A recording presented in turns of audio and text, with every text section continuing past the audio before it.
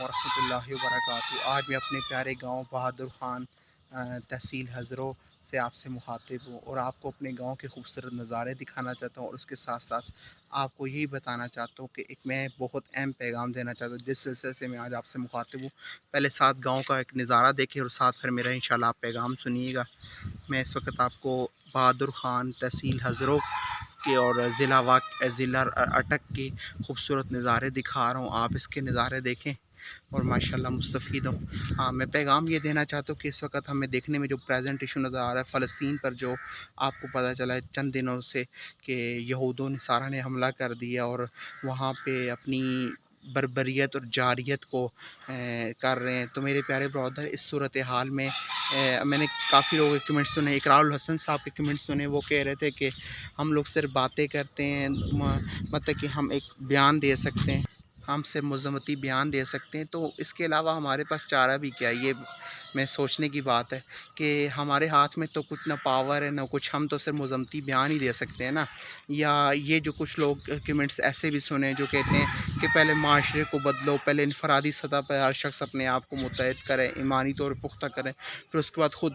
मुल्की सतह पर, आलमी सतह पर तब्दीली आएगी और अक़वामें मजबूत होंगी और माशरे तब्दील होंगे। ऐसे नामुमकिन है। इस चीज़ का इंतज़ार करते बैठते रहे तो हम लोग कितने खसारों से, कभी भी उम्मत मुसलमान या रूए इस्लाम ज़िंदगी की तारीख़ उठा के देख लें, तो आलिम इस्लाम की तारीख़ उठा के देखें कि हर शख्स, हर फ़र्द और हर मुसलमान भी कभी ऐसी काबिलियत के आमिल नहीं रहा जिसने ख़ुद से कभी उठ के एक तब्दीली और इनकलाब या उम्मत मुसलमान को मुत्तहद करने का काम। ये कुछ ऐसी शख्सियात हुई हैं जिन्होंने, जिस तरह सलाउद्दीन अयूबी, नूरुद्दीन ज़ंगी रहमतुल्लाह अलैह, बड़े बड़े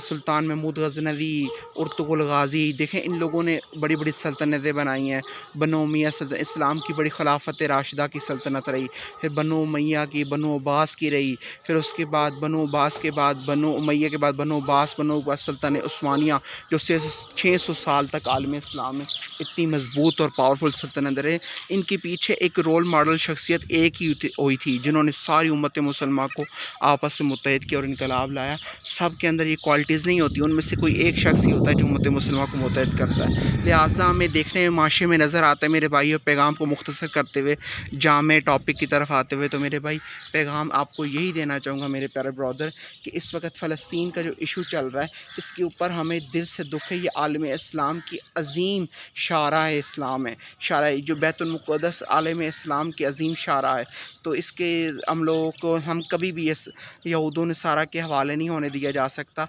लेकिन इस सूरत हाल में हमें करना क्या, अथेंटिक सलूशन क्या है? क्या हम मज़म्मती बयान देते रहेंगे, इससे हल निकल आएगा? बेशक ईमान बचाने के दर्जे में आका अलैहिस्सलाम ने फरमाया, बुराई के ख़िलाफ़ उठने में 3 दर्जे, पहले हाथ से रोको, उस ताकत नहीं रखते तो फिर ज़ुबान से बुरा भला को, ज़ुबान से नहीं रोक सकते, बुरा भला नहीं कह सकते तो दिल में बुरा जानो, लेकिन ये ईमान की कमज़ोर तरीन निशानी है। तो लिहाजा हम ईमान के किसी दर्जे में रहते हुए कम अज़ कम मज़म्मत तो लाजमी करें। अगर मज़म्मत से बढ़कर हम सजेशन अगर दे सकते हैं, तो मैंने एक सजेशन सोची है कि इसके ऊपर अगर मैं, और ये सजेशन के ऊपर हम जो आम आवाम है ये कुछ नहीं कर सकते, हम फ़कत कमेंट्स और राय का इज़हार कर सकते हैं। तो उसमें सजेशन ये है कि अगर इस वक्त अक़वाम आलम में मैंने देखा है, इस वक्त मुझे बासलाहियत और बाकिरदार और बाहया और बासफ़ा सदर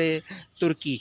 तैयब अर्दोग़ान नज़र आते हैं, जो इस वक्त उम्मत मुसलिमा की खूबसूरत नुमाइंदगी करते हैं। हर बार जब इस्लाम के ऊपर कहीं भी एंटी वार होते हैं तो उसके ऊपर स्ट्रॉन्गली कंडम करते हैं और बोलते हैं और अपना किरदार अदा करते हैं। मैं कहता हूँ ऐसी शख्सियत को चाहिए कि उम्मत मुसलमा में तमाम अक़वाम आलम, तमाम मुस्लिम ममालिक की फ़ौजों को इकट्ठा करे, एक आलमी फ़ौज बनाए। जिस तरह यहूदों नसारा ने अपनी एक नेटो की फ़ौज बनाई, तमाम यहूदियों ममालिक ने अपनी मिल की तमाम एक आलमी फ़ौज तैयार की, नेटो जिसे कहते हैं ना। तो इस तरह मुसलमान ममालिक को मैं तैयब अर्दोग़ान और अपने पाकिस्तान के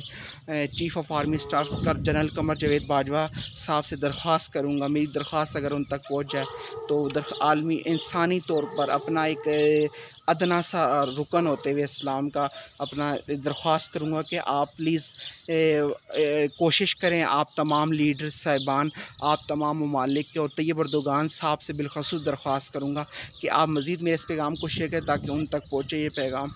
کرتے کرتے امید ہے اللہ پہنچانے والا، اور میری اللہ سے دعا ہے کہ میرا پیغام میرے